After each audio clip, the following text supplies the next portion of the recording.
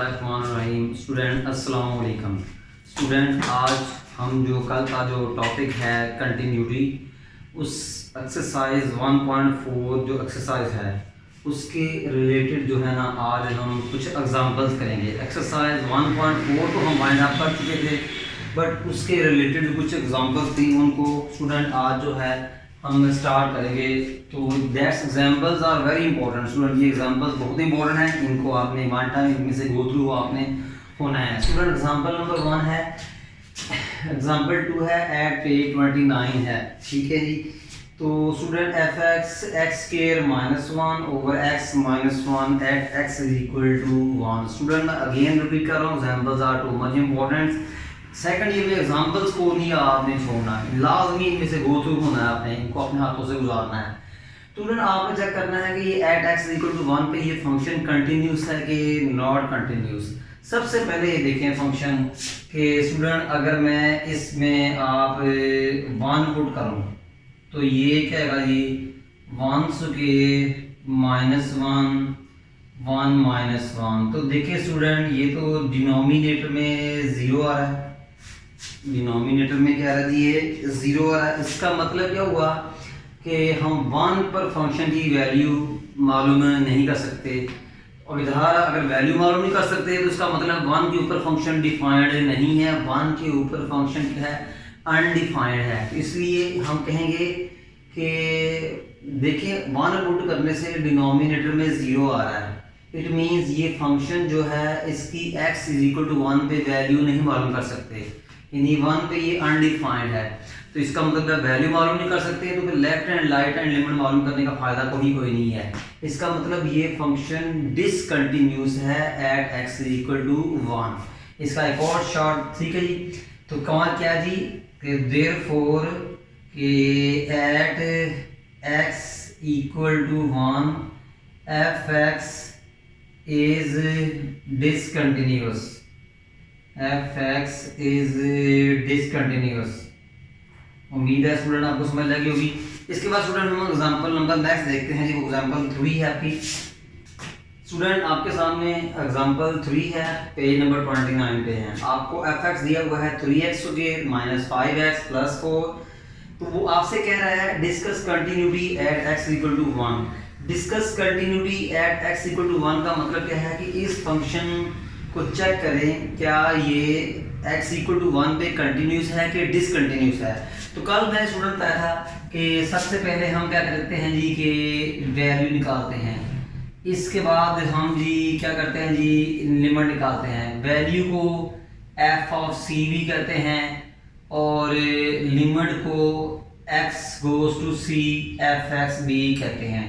c वो number होता है जिस पर हमने ना कंटिन्यूटी चेक करनी होती है, c वो नंबर होता है जिस पर हमने कंटिन्यूटी चेक करनी होती है। तो स्टूडेंट सबसे पहले हम यहाँ हम लेफ्ट हैंड लिमिट और राइट हैंड लिमिट यूज नहीं करेंगे, क्यों कि left hand limit right hand limit तब मालूम करते हैं जब फंक्शन पीस वाइज हो। ये फंक्शन पीस वाइज नहीं है, ये सिंपल फंक्शन है। कैसे पता लगा ये सिंपल फंक्शन है, एफ एक्स के सामने सिर्फ एक ही डेफिनेशन है। तो स्टूडेंट आइए जी कि सबसे पहले हम मालूम करते हैं जी वैल्यू मालूम करते हैं। तो value at x equal to 1। तो स्टूडेंट जहाँ जहाँ x है वहाँ वहाँ 1 पुट कर दें। तो ये क्या है जी आपका f of 1 is equal to 3 into 1 square -5 into 1 + 4।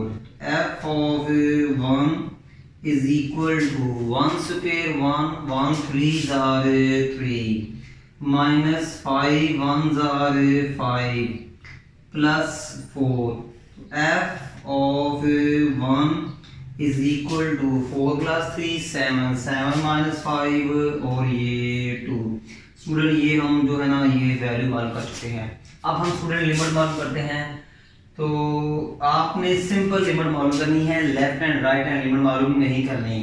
तो स्टूडेंट लिमिट मालूम करने का फार्मूला क्या है, limit x goes to c और ये एफ एक्स।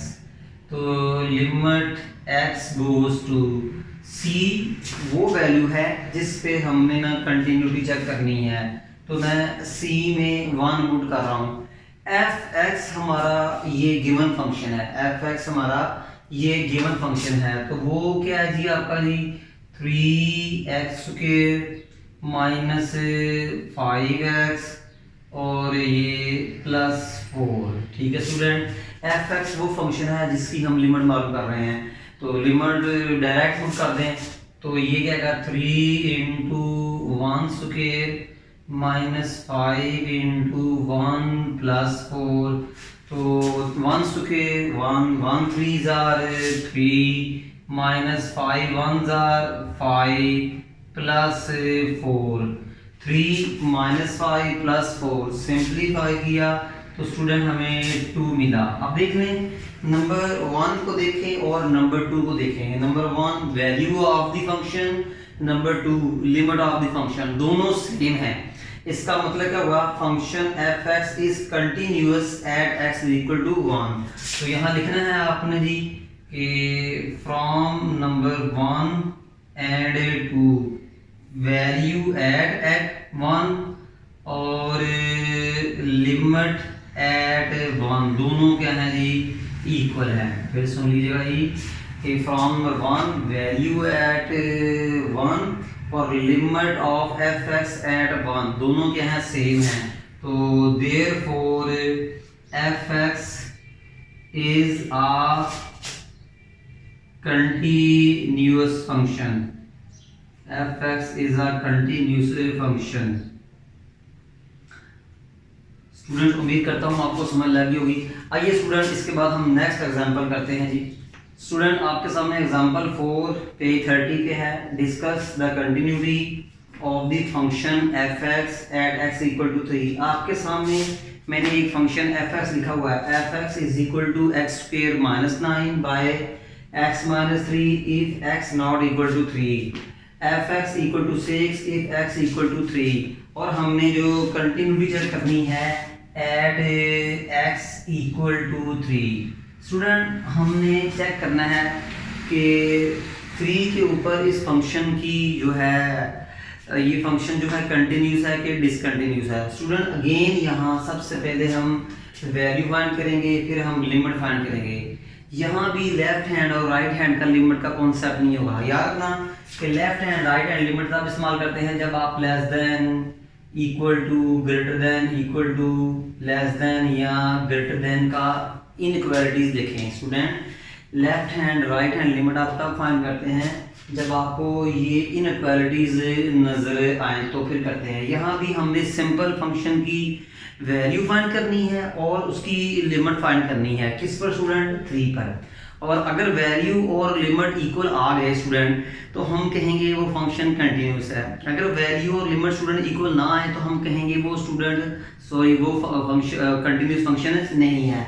आपके सामने मैंने फंक्शन लिखा हुआ है। सबसे पहले स्टूडेंट हम इसकी 3 पर वैल्यू फाइंड करते हैं। तो स्टूडेंट क्या है जी, यहाँ लिखेंगे हम जी कि value at x equal to 3।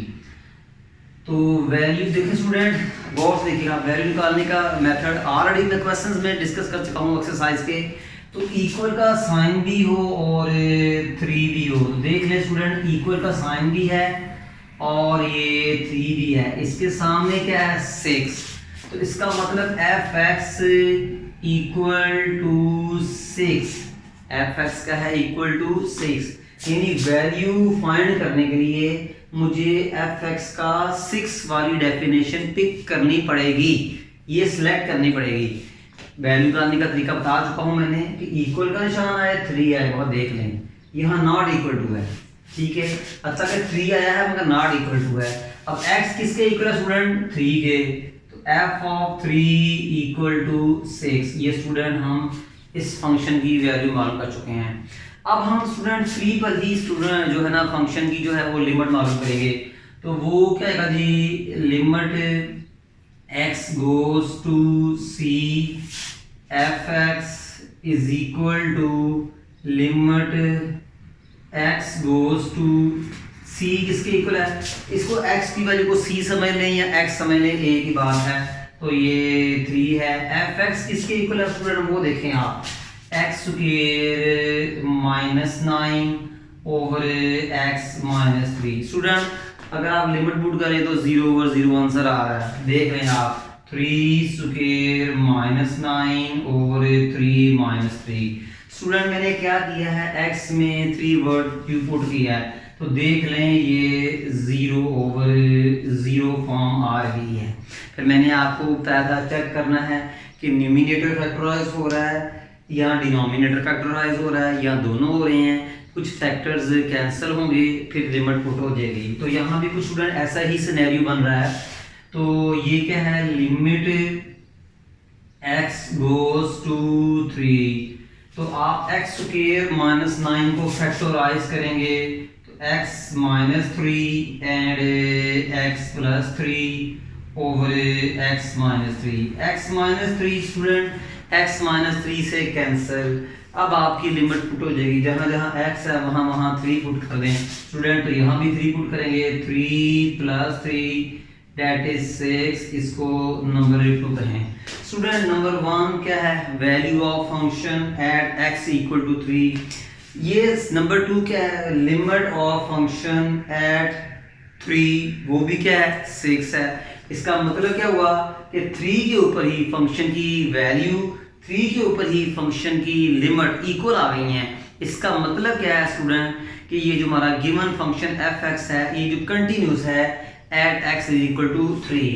तो स्टूडेंट अगर हम इसका ग्राफ बनाए ना, यानी जो इंशाल्लाह हम नेक्स्ट लेक्चर्स में आपको ग्राफ बना सिखाएंगे, एक हल्का सा कॉन्सेप्ट दे रहा हूँ।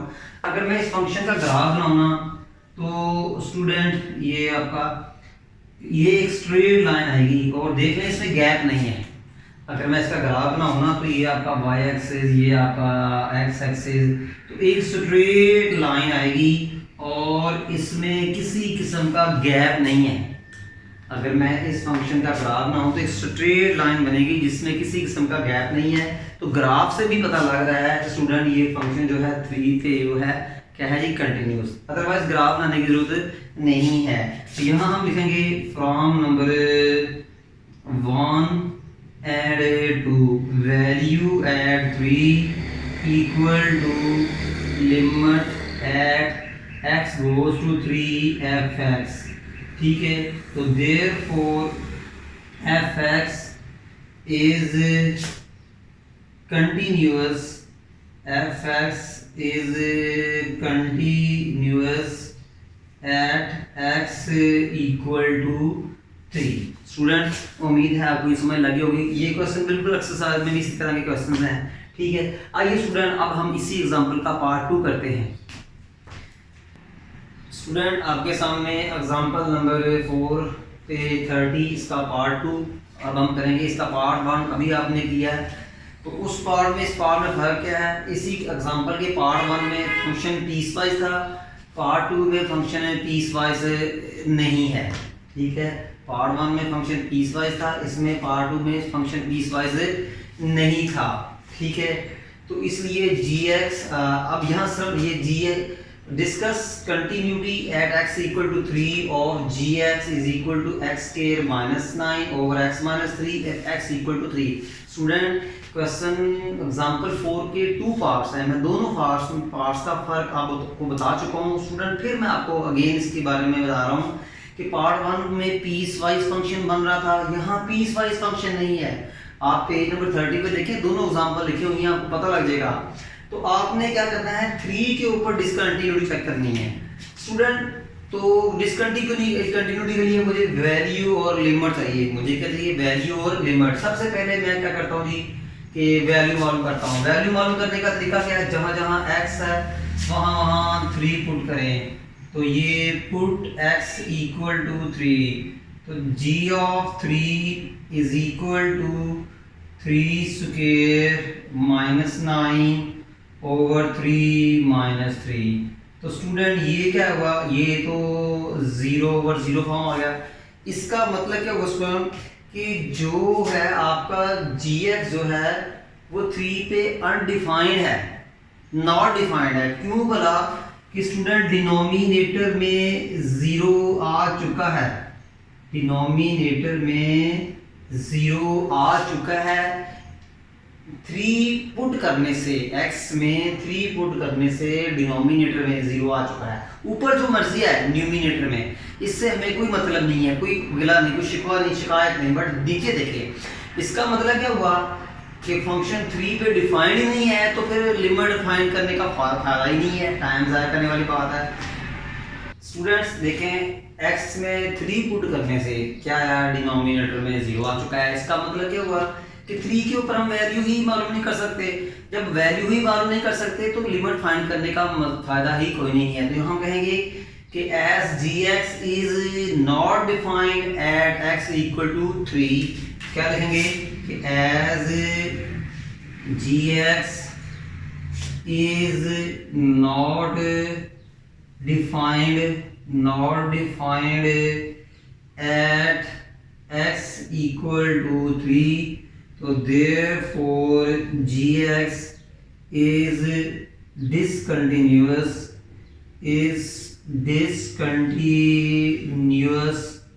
at x equal to 3। बस स्टूडेंट यही इसका आंसर है। क्यों gx जो है 3 पे डिफाइंड नहीं है, अनडिफाइंड भी ले सकते हैं या नॉट डिफाइंड भी ले सकते हैं। तो इसलिए gx को हम कहेंगे वैल्यू फाइंड करने का फायदा ही कोई नहीं है, कल भी लें तो कोई सॉरी लिमिट फाइंड करने का फायदा ही कोई नहीं है। तो therefore gx is discontinuous at x is equal to 3। अगर हम इसका ग्राफ बनाएं, वैसे तो जरूरत नहीं है, एक्स्ट्रा बात कर रहा हूँ स्टूडेंट, ये एक्स्ट्रा पॉइंट है, इसका सॉल्यूशन से तल्लुक नहीं है स्टूडेंट, ये एक्स्ट्रा पॉइंट है, इसका सॉल्यूशन से कोई तल्लुक नहीं है, बट आपका कॉन्सेप्ट क्लियर करने में, समझने में आपको हेल्प देगी। स्टूडेंट अगर आप ग्राफ बनाएं इस फंक्शन का, अगर आप ग्राफ बनाएं सॉरी तो ये x और ये y, तो स्टूडेंट ये जब ग्राफ बनाएंगे ना तो यहाँ पर तो क्या आएगा ही कि gx is equal to x plus 3। तो स्टूडेंट ये 3 और ये 6, यहाँ पर आके ना आपका गैप आएगा, आपके इस पॉइंट पे स्टूडेंट एक गैप आएगा, ठीक है, यानी ये पॉइंट आपके ग्राफ के ऊपर नहीं होगा, ठीक है। ये कैसे बनाया, ये छोड़ दें भी, आप इस चक्रों में ना था, जस्ट मैंने आपको समझाने के लिए है कि जब आप इसका ग्राफ बनाएंगे ना स्टूडेंट, तो आपको आपके इस ग्राफ में गैप नजर आएगा, ठीक है। तो आप पहले हम पढ़ चुके हैं कि अगर फंक्शन के ग्राफ में गैप आए तो फंक्शन कंटिन्यूस नहीं होता। अच्छा, जिस जगह पे फंक्शन का गैप आया ना, कहाँ पर आया जी, पॉइंट 3 और 6, कहाँ जी 3 पे जो है आपका जी जो है ये x इक्वल टू 3, ठीक है। y क्या हो जाएगा आपका, y 6 हो जाएगा, y 6 हो जाएगा, x 3 हो जाएगा। तो इस पॉइंट पे आपका गैप आया है, तो इसी x की इस वैल्यू पे ये फंक्शन डिसकंटिन्यूस है।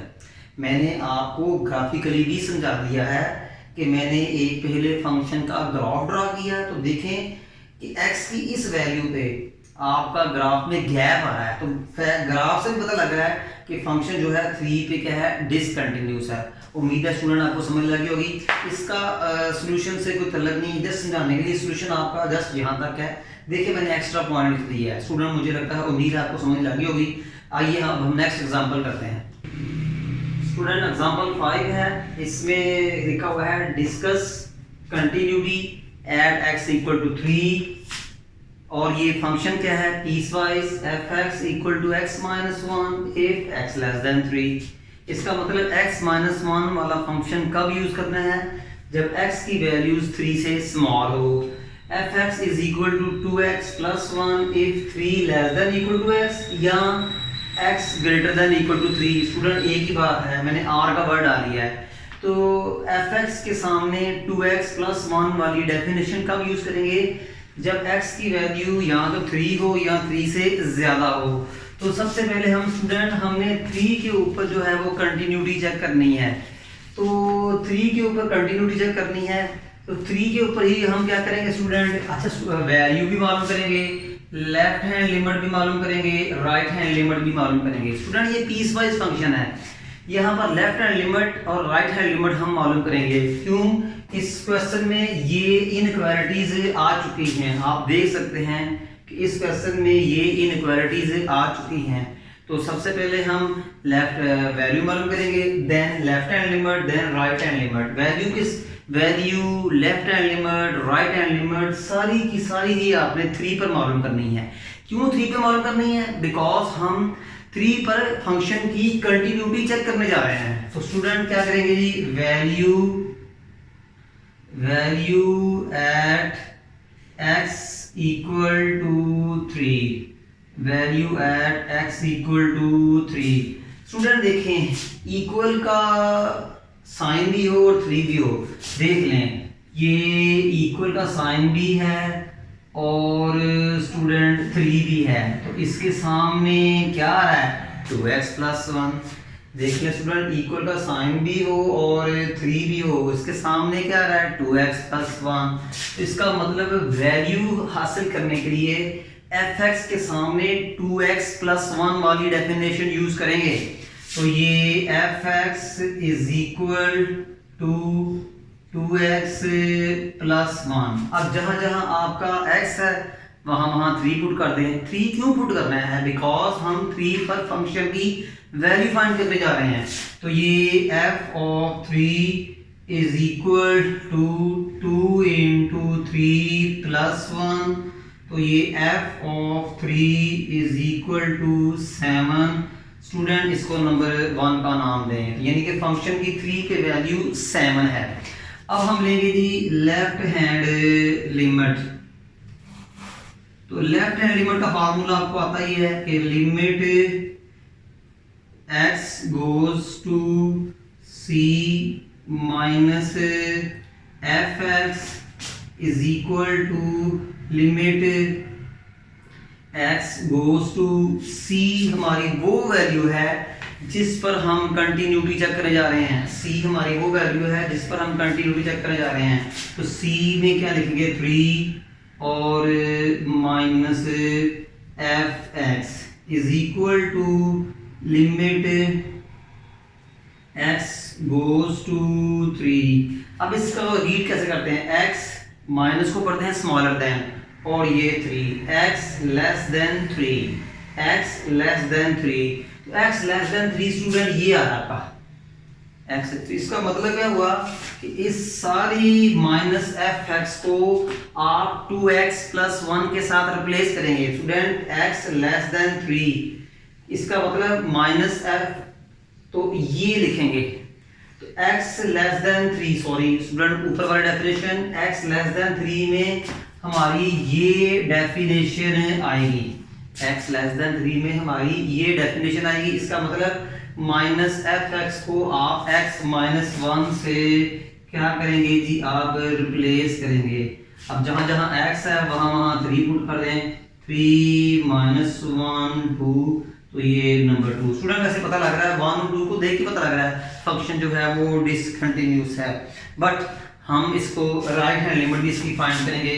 तो ये राइट हैंड लिमिट स्टूडेंट 1 और 2 को देख के पता लग रहा है कि वैल्यू और LHL इक्वल नहीं आए। तो